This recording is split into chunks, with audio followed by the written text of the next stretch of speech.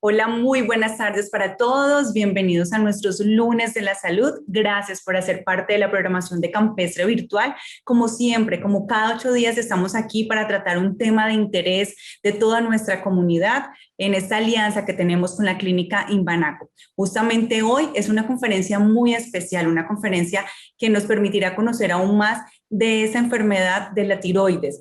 Justamente con la conferencia tiroides, una enfermedad de cuidado y control.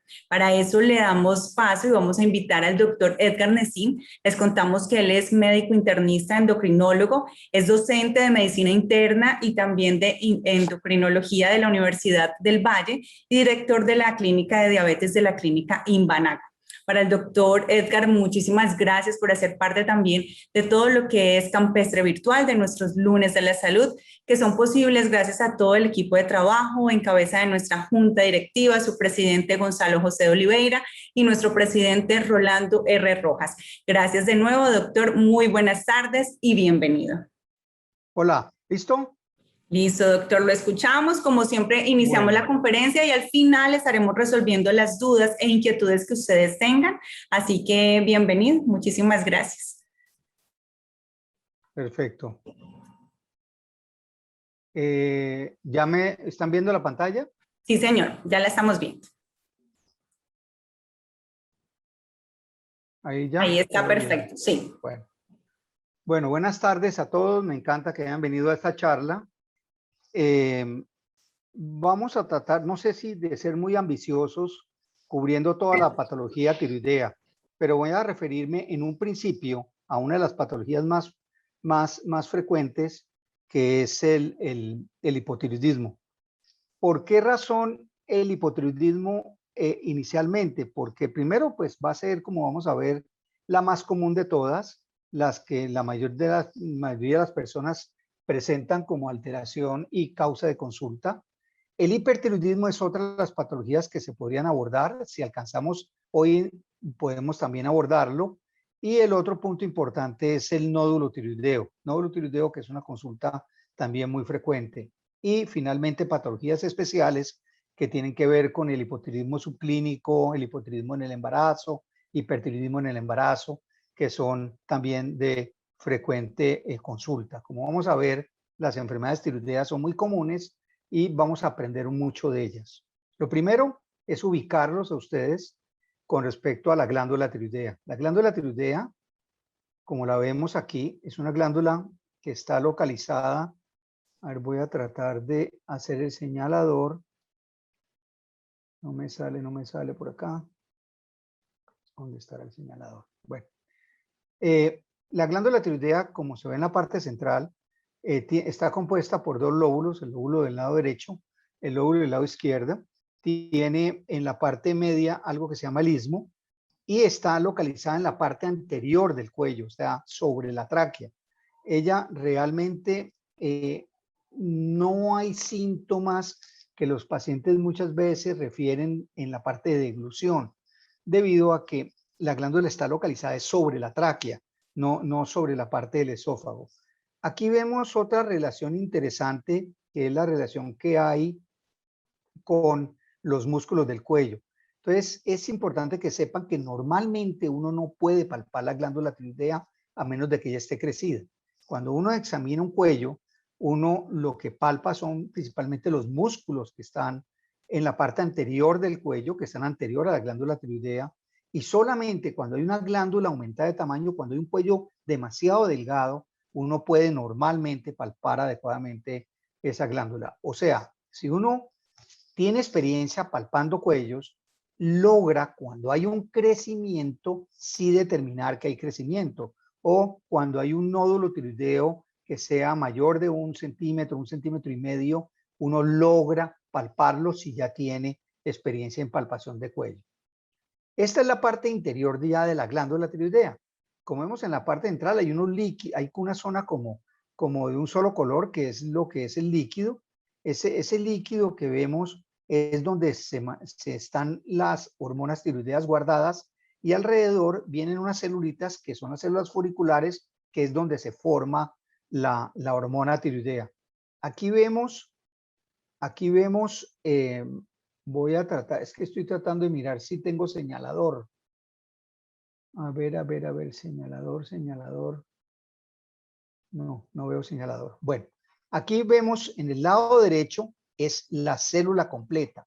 La célula completa lo que hace normalmente es captar el yodo del medio ambiente, incorporarlo dentro de la célula y posteriormente comenzar a formar las hormonas. Las hormonas contienen yodo, entonces ahí tenemos una hormona primera que es la T3 y una segunda hormona que es la T4. Esa T3 y T4, como vamos viendo en la parte superior, la T4 y la T3 salen al exterior, o sea, salen a la sangre y empiezan a circular por todo el organismo buscando las células donde actuar. Esa hormona tiroidea, esa T4, es la que más se produce en una relación con la T3 más o menos de 9:1. Y aquí vemos cómo se meten dentro de la célula esa hormona tiroidea y comienza a hacer la actividad normal metabólica en todas las células del organismo. Por eso la hormona tiroidea es tan importante para la vida, porque en cada una de las células, desde el sistema nervioso central, la piel, sistema gastrointestinal, el corazón, en los pulmones, en todos los sitios está esa hormona tiroidea haciendo un tipo de acción. Y hay una regulación. Esa regulación viene desde la parte superior, perdóneme, me devuelvo, viene desde la parte superior que es el cerebro. En el cerebro hay una hormona que se llama la TRH, que es originaria en una glándula que se llama el hipotálamo, que produce un efecto estimulante sobre la hipófisis anterior, produce otra hormona que se llama la TSH y ella a su vez va a la glándula tiroidea para que se produzcan las hormonas.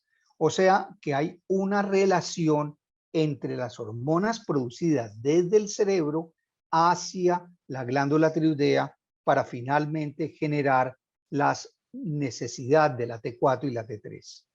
Entonces, vamos a referirnos al primer tema, que es el hipotiroidismo. ¿Y el hipotiroidismo qué es? Es un estado metabólico resultado de una deficiencia de la función de la hormona tiroidea. Cuando esa cantidad de hormona que normalmente tenemos que producir para ser repartida por todo el organismo no se tiene en cantidades adecuadas, entonces se presenta lo que se llama el hipotiroidismo. ¿Y ese hipotiroidismo qué tan frecuente es? En Europa va hasta un 3.7% de la población, en la Unión Europea, en Estados Unidos, perdón, hasta 3.7 y en Europa hasta 5.3. Y es diferente dependiendo de las zonas de donde hay deficiencias o no de yodo. En nuestro medio, en Colombia, ya no hay deficiencias de yodo. ¿Por qué razón? Porque en los años 50 se comenzó a yodizar la sal. Entonces, la sal al yodizarla se complementó esa necesidad de yodo que todos necesitamos.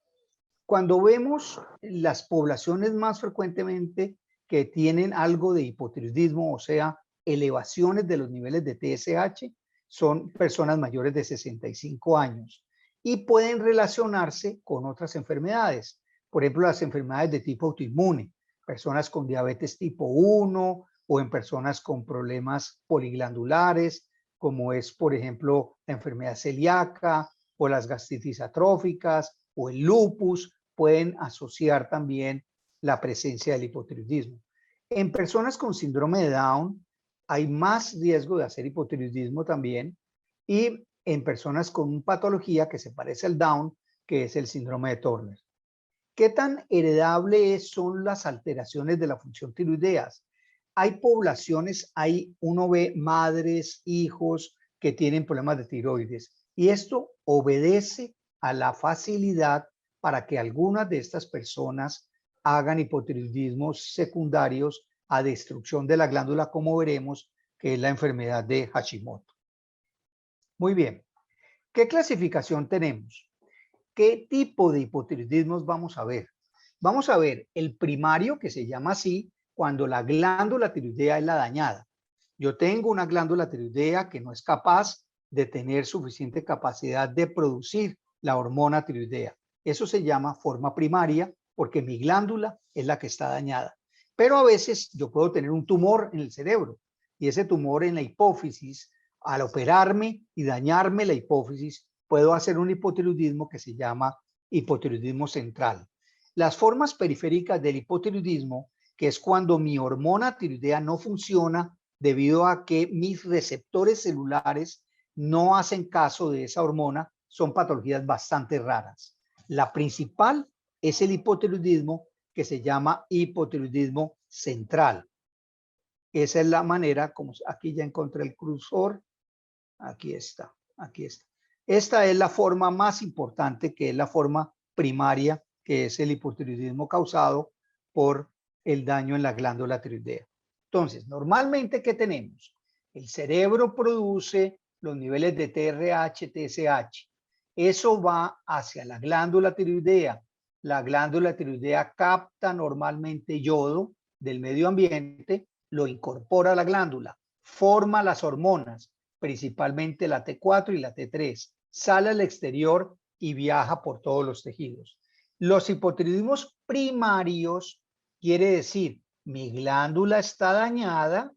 ¿Por qué razón? Las células foliculares no son capaces de captar el yodo, entonces esa glándula se aumenta de tamaño porque se infiltra por células que ocupan esas células normales y los niveles de TSH se comienzan a elevar de manera importante, tratando de obligar a la glándula para que produzca esa hormona.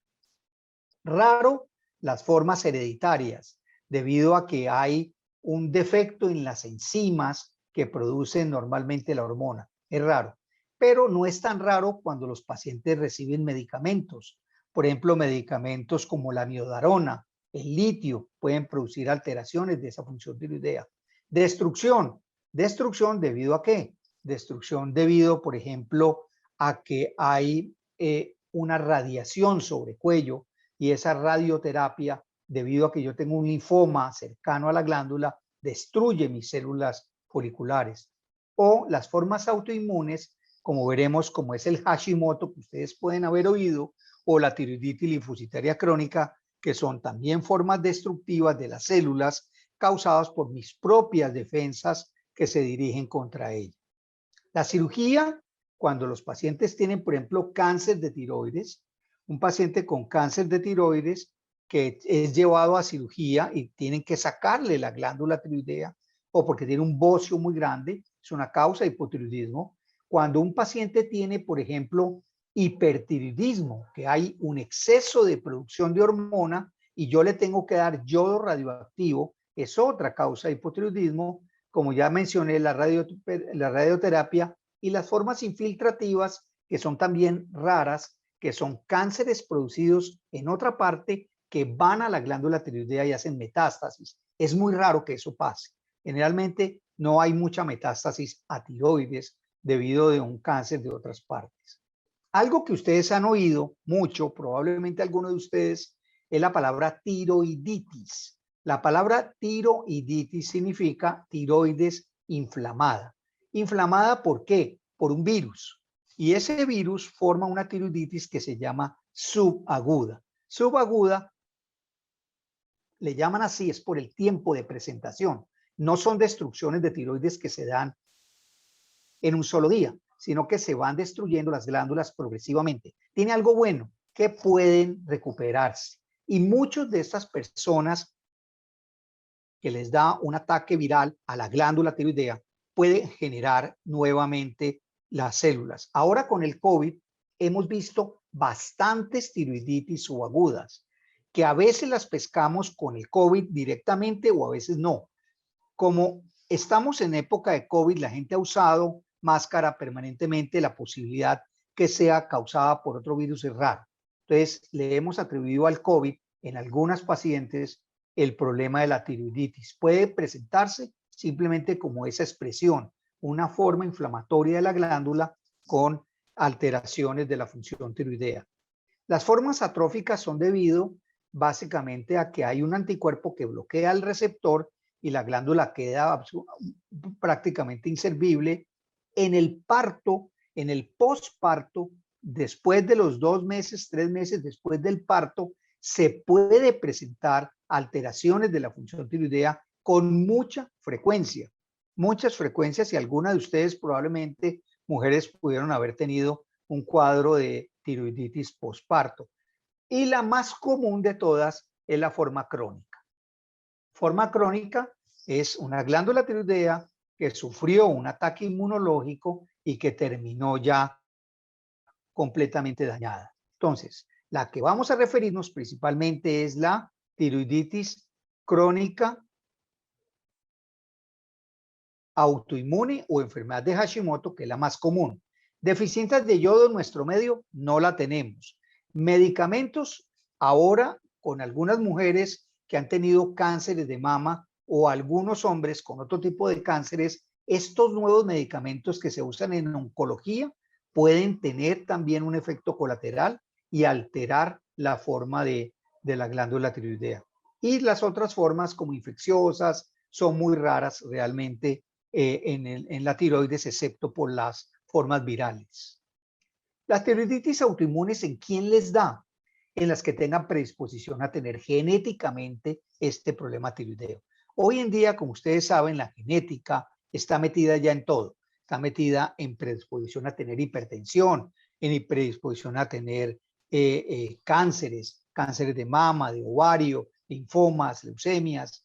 Todas estas patologías hoy en día hay una predisposición genética que se está estableciendo.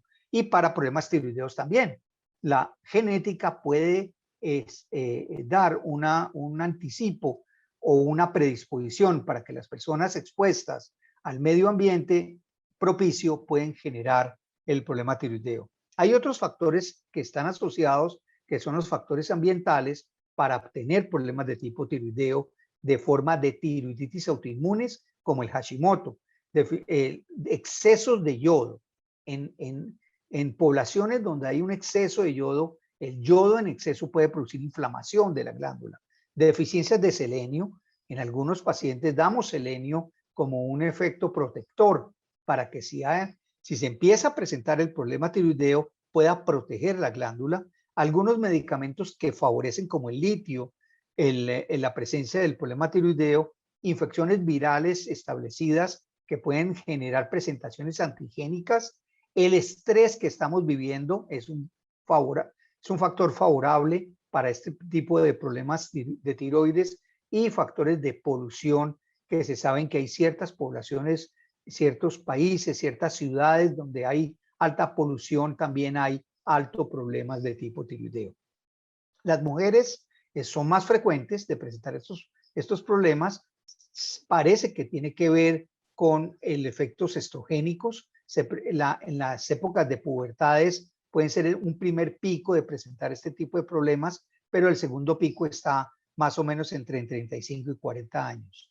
El embarazo es otro factor, la menopausia es otro factor, la tercera edad es otro factor también que se vuelven los pacientes más vulnerables a presentar el problema tiroideo.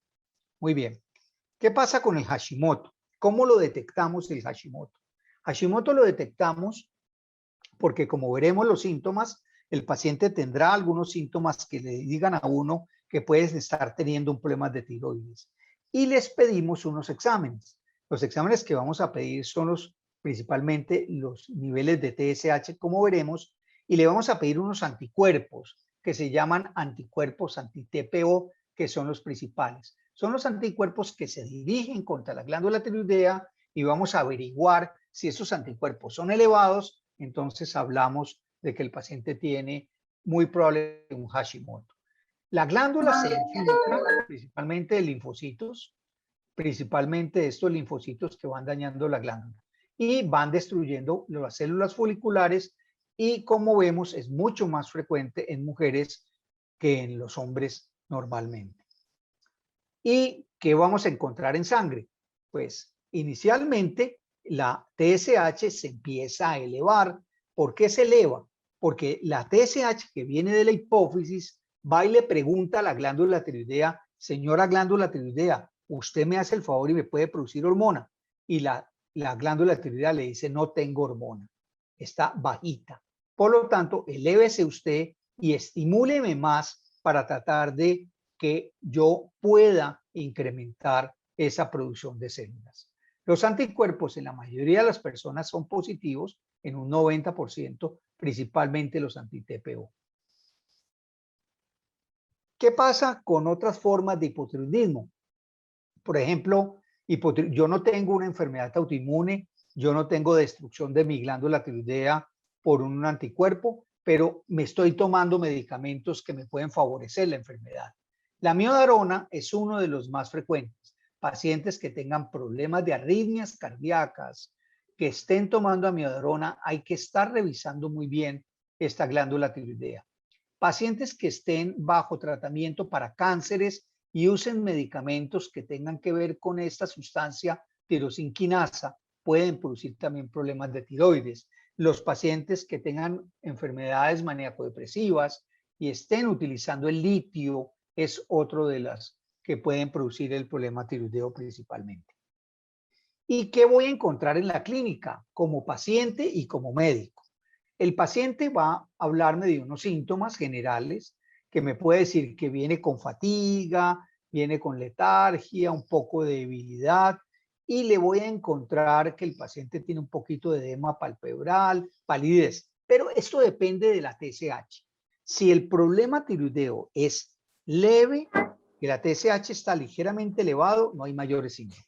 Si la TSH está mucho más elevado, mayor de ¿aló? ¿Cruzamos la calle? ¿Alguien está ahí? ¿Aló? Los Sí, micrófonos. por favor, si de pronto pueden cerrar para que podamos concentrarnos. Entonces, los niveles de TSH, entre más elevados estén, más signos hay. Entonces, y entre más tiempo han tenido esos niveles elevados, también más va a haber signos clínicos que vamos a ver y síntomas. Entonces, el edema palpebral puede presentarse, un poco de palidez también, y cambios endocrinos son entre ellos el aumento de la glándula tiroidea, porque esa glándula se empieza a infiltrar de linfocitos, empieza a ser estimulada por los niveles de TSH y aparece lo que es el bocio. Bocio es generalmente generalizado, es una glándula aumentadita de tamaño que se puede palpar ya. Como les dije al principio, normalmente una glándula tiroidea no la palpamos. La palpamos cuando está crecida y ella está crecida cuando está infiltrada así por este proceso de tipo linfocitario y tenemos el famoso bocio. Las mujeres pueden tener desórdenes menstruales y pueden inclusive llegar a tener un poquito de lechita por las mamas, que es lo que se llama galactorrea, a medida que vaya subiendo mucho esos niveles de TSH. ¿Qué pasa con el peso? Se le ha atribuido mucho el hipotiroidismo de peso. La verdad es más mito que realidad. Peso sí puede existir, pero es más por retención de líquidos que realmente por incremento de grasa. ¿Ah? Hola, ¿se me están oyendo? De peso, que puede ser más secundario de retención de grasa normalmente. De depresión, algunos pacientes pueden tener algo de depresión. La parte psiquiátrica se puede presentar en estos pacientes cuando tienen susceptibilidad a ser depresivos y pueden incrementar sus síntomas de depresión en algunos pacientes. La parte de dolores articulares se presenta a medida que el problema tiroideo avance o porque se puede asociar con otras patologías reumatológicas, como es, por ejemplo, la artritis reumatoidea, el lupus o el mismo hipotiroidismo en sí puede dar dolores articulares. La piel se vuelve más seca, el cabello comienza a caerse un poco, las uñas se vuelven débiles, la persona puede inclusive presentar zonas de alopecia, o sea, zonas de pérdida de cabello que pueden asociarse con una alopecia areata, que no es otra cosa que una enfermedad autoinmune en el cabello que deja ciertos círculos y que se asocian también al hipotiroidismo. El sistema gastrointestinal se vuelve más lento, la gente puede entrar en estreñimiento y si tienen susceptibilidad a tener estreñimiento, se puede volver hasta severo realmente y hay que tener cuidado con eso. La parte respiratoria en la noche roncan porque los tejidos que están cercanos a la zona de la tráquea se vuelven un poco más gruesos y puede la persona roncar o porque hay una ganancia leve de peso, el corazón se torna un poquito más lento, hay lo que se llama bradicardia y si la cosa se empeora en el sentido de que el hipotiroidismo avanza mucho, puede inclusive existir derrames pericárdicos. Los nervios, al examen físico, los reflejos se vuelven muy lentos, la persona tiene dificultad para concentrarse y se van volviendo lentos y se van volviendo más susceptibles emocionalmente. Aquí vemos unos signos y síntomas de hipotiroidismo. Aquí vemos como, por ejemplo, la ronquera versus pacientes normales. El paciente son el 12.5 versus 34% de los pacientes con hipotiroidismo pueden tener ronquera, pero signos muy claros es la piel seca, la intolerancia al frío, la piel un poquito más gruesa, que son la fatiga, que son los síntomas más frecuentes del hipotiroidismo cuando es un hipotiroidismo muy bien establecido. Algunos pacientes han tenido, por ejemplo, historias de túnel carpiano, que también se asocia, o urticarias, cuando van donde los dermatólogos o donde los alergólogos, ellos siempre piden TSH porque las urticarias pueden asociarse con hipotiroidismo. Anemias principalmente por deficiencias de vitamina B12 o otras enfermedades autoinmunes como ya la mencionamos, como es el lupus, y los dolores musculares son también más frecuentes en personas que tengan hipotiroidismo. También, importante, algunas personas pueden presentar colesteroles elevados asociados con hipotiroidismo. Como ven, el hipotiroidismo está metido en muchas patologías y muchas asociaciones. Aquí vemos el caso de una paciente que consultó porque estaba con cansancio, decaimiento, había tenido cambios del sueño, cambios de los ciclos menstruales y encontramos en sus manos un vitiligo importante y si ustedes les miran el cuello no se observa nada, pero es una paciente que palpándola muy bien encontramos una glándula ligeramente aumentada de tamaño y estaba una glándula firme que es compatible con una enfermedad de Hashimoto. ¿Cómo palpamos la glándula? La palpamos de dos maneras. En las épocas del doctor Gallo, en paz descanse, con sus manotas que él tenía, palpaba la glándula anteriormente, o sea, así era como a él le gustaba palparla. Nosotros la palpamos de esta manera. Por la parte posterior, palpamos los lóbulos bilateralmente y podemos describir inclusive los tamaños de los lóbulos de esta manera para decir que la glándula está crecida. ¿Y qué exámenes vamos a pedirle? Vamos a pedirle una TSH. Ya dijimos, la TSH nace en la hipófisis. Ella es la que me gobierna mi glándula tiroidea. Y en mi producto que nace en la glándula tiroidea es el T4 y la T3. Estos son los valores que yo tengo que tener normales. De 0,4 a 4,2, de 0,8 a 1,8 y 2,30 a 4,20 son los exámenes normales. Cuando los niveles se elevan de TSH, como en el caso de la paciente anterior, que la TSH estaba en 18 con niveles de T4 libre en 0,6, hablamos de que tiene un hipotiroidismo primario. Quiere decir, la glándula tiroidea no le funcionó. Y esta paciente tenía unos anticuerpos de TPO, que ya dijimos que corresponde a enfermedades autoinmunes, y en ese caso esta paciente tenía unos anticuerpos de TPO en 380. Quiere decir, su glándula tiroidea estaba dañada secundaria a una enfermedad autoinmune. ¿Necesitamos más exámenes en ese momento? No necesito hacerle una gamografía. ¿Por qué razón? Porque la gamografía no me va a decir mayor información, no le voy a pedir eso. Y solamente le voy a pedir ecografía si noto que la glándula tiroidea tiene un nódulo llamativo. Si no tiene un nódulo llamativo, hacer ecografías por hacerlas no tiene sentido y más bien confunde a los pacientes, los pone nerviosos porque el ecografista va a decirle que la glándula es heterogénea, que tiene crecimiento del lóbulo derecho, el lóbulo izquierdo, que se observan microquistes en ambos lados, que eso es lo normal. Igual como cuando a una mujer le hacen una ecografía de la mama, que le encuentran zonas de quistes y que eso corresponde a una normalidad principalmente. ¿Cómo lo vamos a tratar? Medicamento de elección se llama levotiroxina. Ustedes lo conocen con muchas marcas. Lo conocen con la marca como levotiroxina, Synthroid, Eutirox, Eltroxin, Tiroxin. O sea, hay muchas marcas y que escogen dependiendo de lo que el médico le gustó formularles. Y lo importante es que sepan que las equivalencias son relativamente parecidas y las absorciones son relativamente parecidas entre las marcas. Hoy en día ya estos medicamentos los hacen bien. Importante que sepan algo, y es que la vida media del medicamento cuando ustedes se lo toman dura mucho tiempo, dura 6, 7 días en sangre. Él no desaparece tan rápido. Es un medicamento que se va acumulando en sangre y va permitiendo que la acción se dure durante bastante tiempo.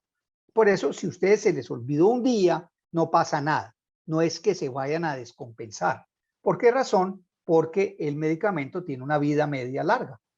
Lo otro importante, ¿cómo me la voy a tomar? Estos medicamentos hay que tomárselos en ayunas. Quiere decir, mi estómago tiene que estar vacío y no puedo estar tomando otra cosa. Yo no puedo estar tomando ni esomeprazol, ni puedo tomar lansoprazol, ningún otro medicamento puedo tomarlo junto con la hormona tiroidea. ¿Por qué razón? Porque la hormona tiroidea necesita una acidez del estómago para poderse desvanecer.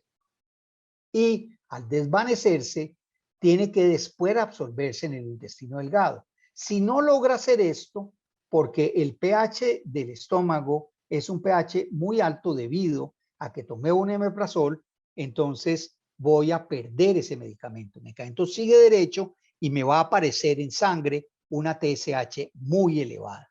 Y esa TSH elevada, el médico va a creer que ustedes o no se están tomando el medicamento o se lo están tomando mal y van a subirle la dosis, cuando lo que hay que hacer es corregir la forma de toma. ¿De acuerdo? Muy bien. ¿Qué quiero con ese medicamento? Pues revertir las manifestaciones clínicas. Quiero que todos esos síntomas que he enumerado antes vayan desapareciendo poco a poco, a medida que esa hormona se va repartiendo por todo el cuerpo. ¿El tratamiento es de por vida? Sí. Cuando las glándulas están destruidas por formas de Hashimoto, sí.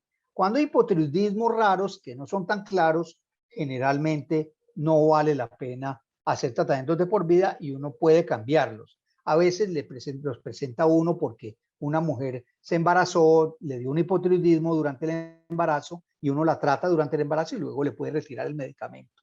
Y los efectos adversos dependerán principalmente de la dosis que uno esté dando y que sea la dosis adecuada.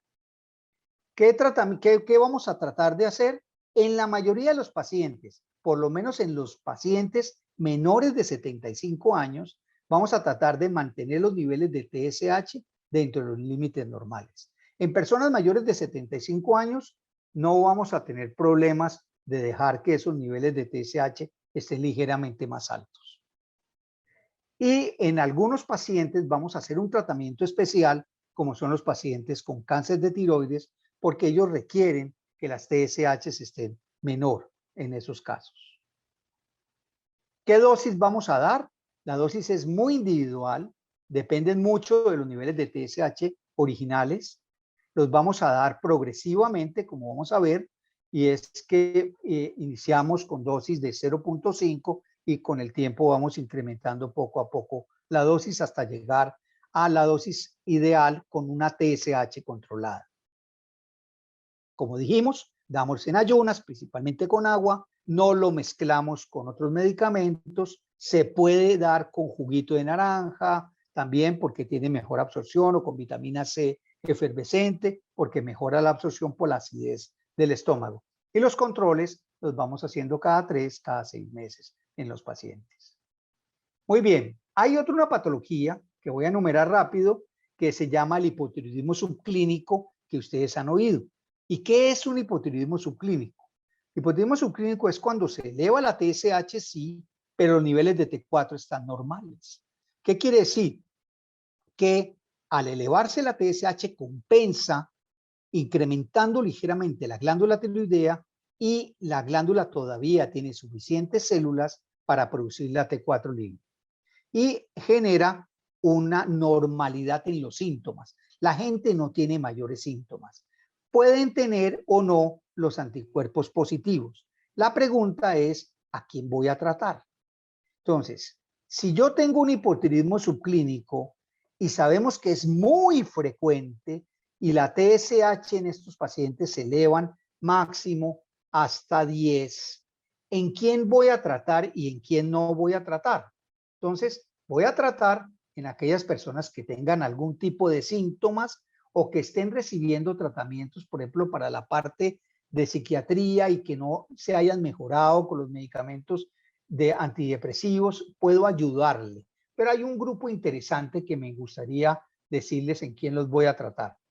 Es uno, en estos pacientes que hemos nombrado, que los que tengan efectos de tipo ansiedades, depresiones, puede ayudarles en mujeres que se quieran embarazar o en mujeres que tengan desarreglo de los ciclos menstruales.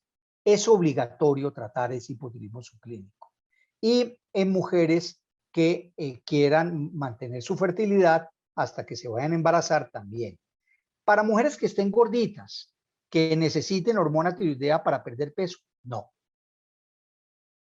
Es muy cuestionable que una persona que porque tenga una TSH en 5 y que tenga un sobrepeso vaya a utilizar la hormona tiroidea una forma para perder peso. No, no está bien visto. Tampoco está bien visto cuando yo tengo TSH ligeramente elevados y yo tengo colesterol elevado. Si yo tengo colesterol elevado, es mejor tratarlo con hipolipemiantes, unas estatinas, más que en la hormona tiroidea. Es muy importante eso. Sí es importante tratar el hipotiroidismo subclínico en personas jóvenes, porque van a tener ese problema tiroideo que se va a exacerbar a medida que van pasando los años. Pero si se tienen más años, si se tienen más de 65 años, 70 años, se puede perfectamente tolerar una TSH en 5, en 6 y no necesariamente tener que tomarme el medicamento para la tiroides que me va a matricular para el resto de mis días el tener que tomar algo que de pronto no me va a servir.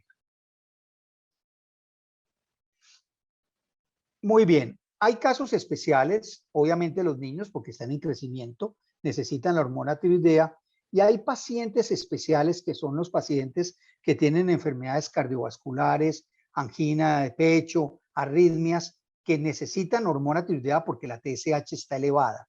En aquellos pacientes vamos a ver que podemos dar dosis menores para tratar de evitar que las manifestaciones cardíacas se exacerben. Y en personas mayores de 75 años es mejor dar menos dosis para evitar efectos colaterales. Hay un tema muy especial que es el hipotiroidismo en el embarazo, que requiere pues una charla, que algún día si quieres se las doy. Y aquí les voy a dejar una nota de las dosis de los pacientes que necesitan para el manejo dependiendo del momento en que se le vaya a dar o qué tipo de pacientes. Pacientes normales, más o menos la dosis es de 1.6 picogramos por kilo de peso. En pacientes embarazadas, la dosis es mayor a medida que aumente el embarazo. En pacientes de tercera edad, la dosis es menor y en pacientes con cardiomiopatías también las dosis son menores para evitar cualquier complicación. Podríamos parar ahí si quieren para que ustedes hagan preguntas y más bien otro día podríamos mirar el hipertiroidismo o me dicen si sigo.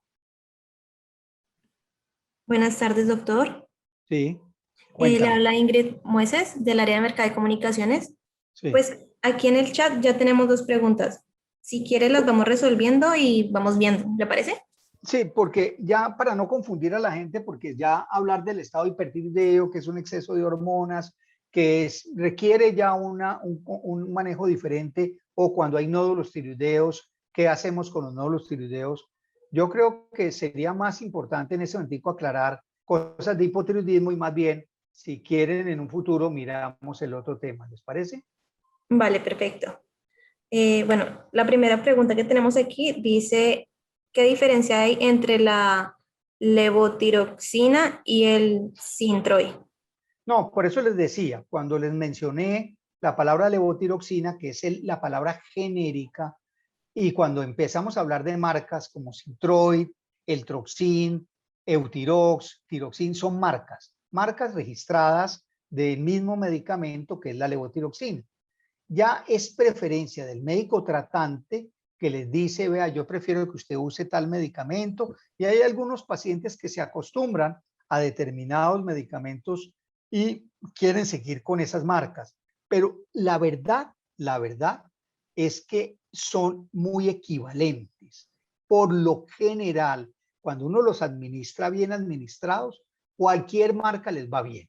Lo importante es que traten de tomar las dosis exactas, porque estos medicamentos vienen de diferentes que vienen miliequivalentes diferentes. 25, vienen de 50, vienen de 62, 75, 88. Entonces, los pacientes necesitan dosis más bien exactas para poder que se controle mejor su función tiroidea. Y no todas las marcas traen esa variedad de dosis. Eso es importante. Pero en general, si alguien les dice, mire, yo estoy tomando 100 de Synthroid, pero me regalaron de levotiroxina de 100, puede cambiar. Y lo que vamos mirando en el futuro es cómo le va con esos niveles de TSH. Vale, doctor, muchas gracias.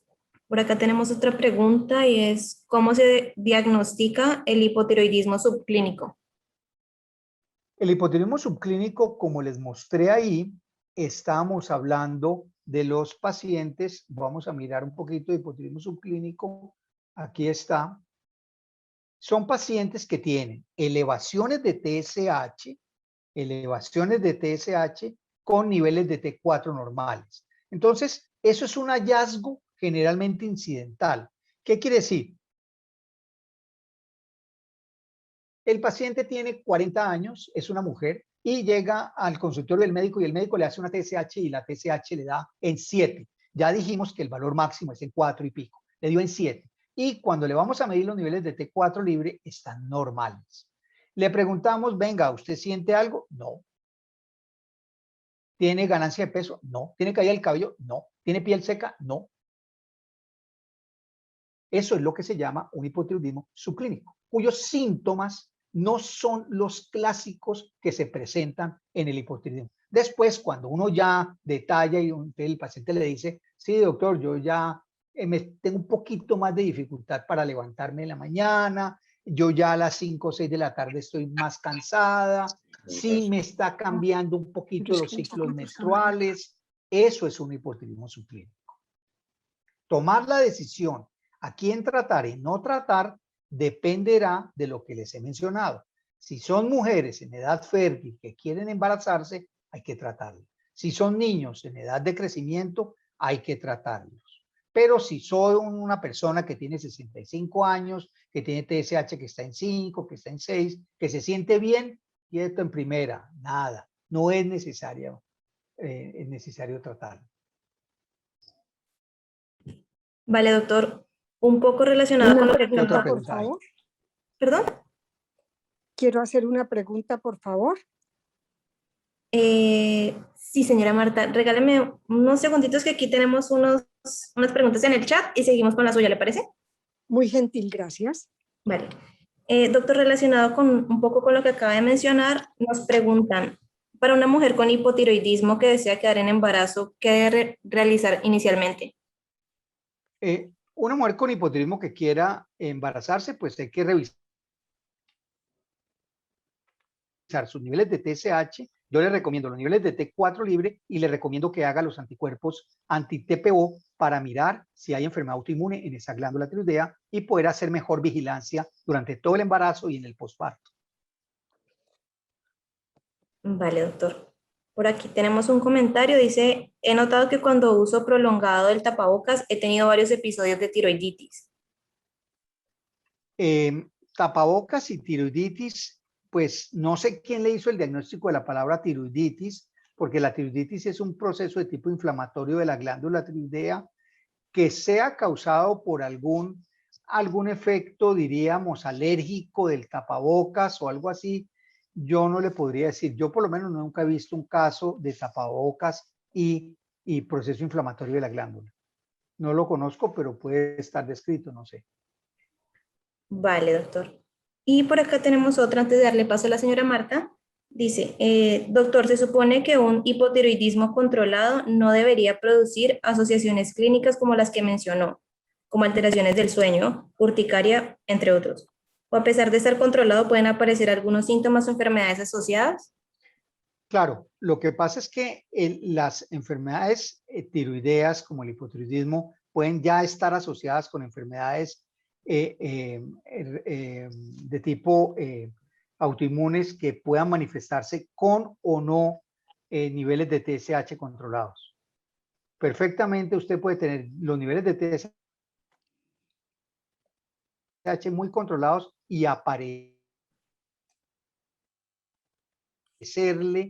las enfermedades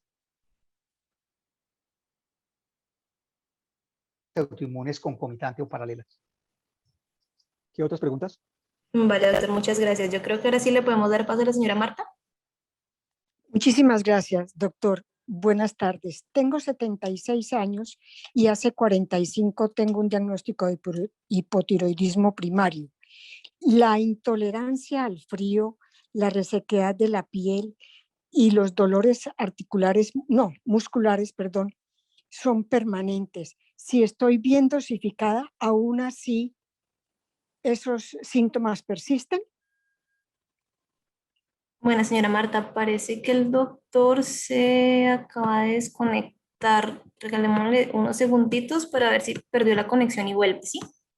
Bueno, muchísimas gracias. Gracias a usted por la pregunta.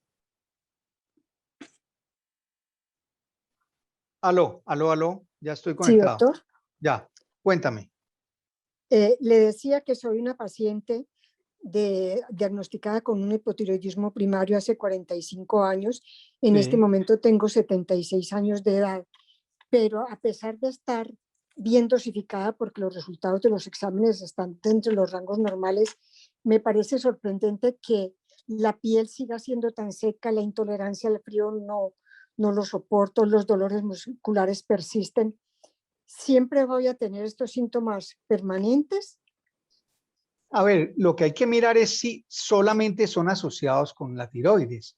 Recuérdate que el hipotiroidismo puede estar asociado, como te dije, con algunas otras patologías que sean diferentes a la tiroides, como son las enfermedades autoinmunes. También Autoinmunes. la misma menopausia, o sea, cuando perdiste la capacidad de producir estrógenos, eso genera también cambios en la piel. La piel se vuelve más seca, más frágil, que es uno de los factores de riesgo también que hay ahí cuando se asocia con la hormona, con el hipotiroidismo. Y es más, la hormona tiroidea tiene un efecto colateral con el tiempo y es que te puede producir un poco más de resequedad en la piel. O sea que hay varias razones por las cuales puedes estar persistiendo esos síntomas que tú me estás hablando. Bueno, doctor, muchísimas gracias, muy Con gentil. mucho gusto.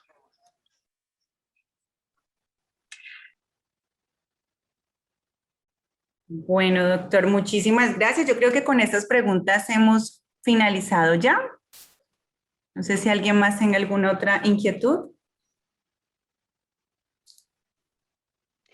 Yo te quisiera hacer una pregunta. Sí, Mi señora. nombre es Imelda Montes. Yo tengo un hipotiroidismo de hace más o menos 40 años. Quisiera saber si hay alguna relación de los calambres con el hipotiroidismo. Buena pregunta.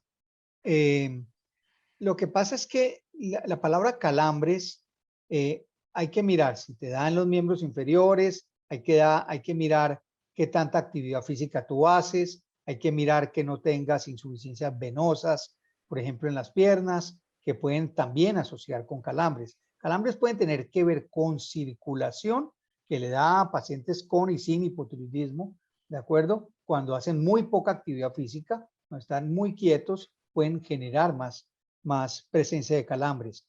A veces también cambios electrolíticos, cuando hay, por ejemplo, deficiencias de un poco de calcio, de vitamina D, o cuando hay alteraciones del potasio, también pueden dar calambres. Hipotiroidismo y calambres solamente no es muy frecuente, excepto que tuvieras mucha descompensación de tu problema tiroideo. Ahí sí podría haber más relación. Ya, muchas gracias, doctor. Con mucho gusto. Bueno, muchas gracias a todas las personas que han realizado sus preguntas, al doctor también Edgar por responderlas y por compartirnos toda esta valiosa información hoy en nuestros lunes de la salud. Yo creo que ya hemos finalizado con las preguntas o no sé si alguien más tenga alguna otra por hacer. Buenas tardes, doctor. Mi nombre es Buenas tardes. Amparo. No hay ninguna contraindicación con la de la vacuna del COVID. Yo tomo levotirosina controlada, mi tiroides, mi hipotiroidismo. Para nada, para nada. La tiroides y COVID desde el punto de vista de impedimento, cero. Puedes vacunarte cuando tengas que vacunarte. Bueno, doctor, muchas gracias. No, con mucho gusto. Bueno, a todos ustedes, muchísimas gracias por conectarse con la programación de Campestre Virtual hoy en nuestros lunes de la salud. Por supuesto, al doctor Edgar por acompañarnos y a la Clínica Imbanaco por hacer parte de todo lo que es esta programación. Nos encontramos nuevamente el próximo lunes. Muchísimas gracias y que tengan una linda tarde. Gracias, Bueno, muchas gracias a gracias ti, a que ti. estés muy bien. Gracias al Muchas doctor. gracias. Gracias a Muchísimas todos gracias, por muy participar. gentiles. Me encantó. Gracias a todos. Doctor, Gracias, muchísimas doctor. gracias por esas palabras. Feliz tarde. Feliz tarde.